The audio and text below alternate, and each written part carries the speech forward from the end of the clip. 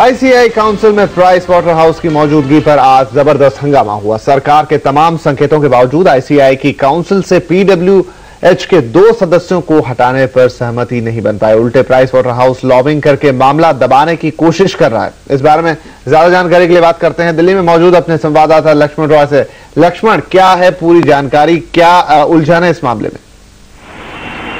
देखिए, आईसीआई के जो 8 घंटे तक बैठक चली उसमें कोई ठोस नतीजा नहीं निकाला जा सका, न ही कोई तत्काल कार्रवाई कदम किए जाने पर कोई आम राय बन सकी। इस सूत्रों के मुताबिक इस बैठक में जो खासकर जो मुद्दा छाया रहा वो ये था कि पीडब्ल्यूसी के 2 ऑडिटर्स को, जो यहाँ के इलेक्टेड मेंबर्स हैं इस आईसीआई के, उन्हें नैतिक जिम्मेदारी लेते हुए इस्तीफा दे देना चाहिए था। ये दोनों मेंबर्स है हरिंदरजीत सिंह और दूसरे थे एस गोपाल कृष्णन। एस गोपाल कृष्णन ने 2006 में सत्यम की ऑडिटिंग भी की थी, इसलिए कहा जा रहा था कि इन दोनों को नैतिक जिम्मेदारी लेते हुए इस्तीफा दे देना चाहिए था। इसके पक्ष में यहाँ के जो ऑफिस बेयर्स थे वो दिखे, उन्होंने प्रस्ताव भी लाया। दूसरी तरफ से सरकार के जो 2 नुमाइंदे थे इलेक्टेड मेंबर्स, उन्होंने भी एक सरकार की मंशा जताई कि इन दोनों को नैतिक जिम्मेदारी लेते हुए इस्तीफा दे देना चाहिए था। लेकिन दूसरी तरफ जो यहाँ के इलेक्टेड मेंबर्स के अलावा जो सदस्य थे उन्होंने इस प्रस्ताव का पुरजोर विरोध किया और एक तरफ से कहा जाता है पीडब्ल्यूसी के पक्ष में ये दूसरे जो मेंबर्स थे वो दिखे। साथ ही साथ ऑडिटर के खिलाफ तत्काल कोई कार्रवाई किए जाने की को लेकर या फिर दोनों सदस्यों के इस्तीफे को लेकर के पक्ष में नहीं दिखे और कुल मिलाकर धीरे धीरे माहौल पूरा राजनीतिक रंग लेता गया। क्योंकि पिछले दिन जो इलेक्शन हुए थे उसमें जो हारा हुआ गुट था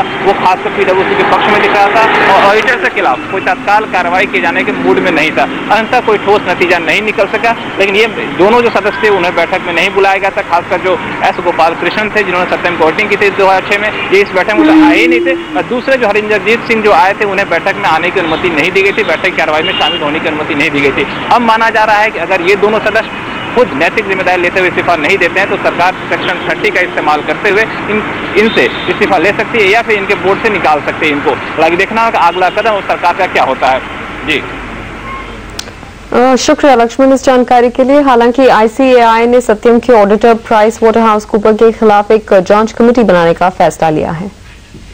We believe a coordinated investigations with all regulators, may it be ICAI, be SEBI, MCA, serious fraud, will help in unearthing the serious fraud which has been committed by this corporate, and whosoever is found guilty after the investigation will be booked.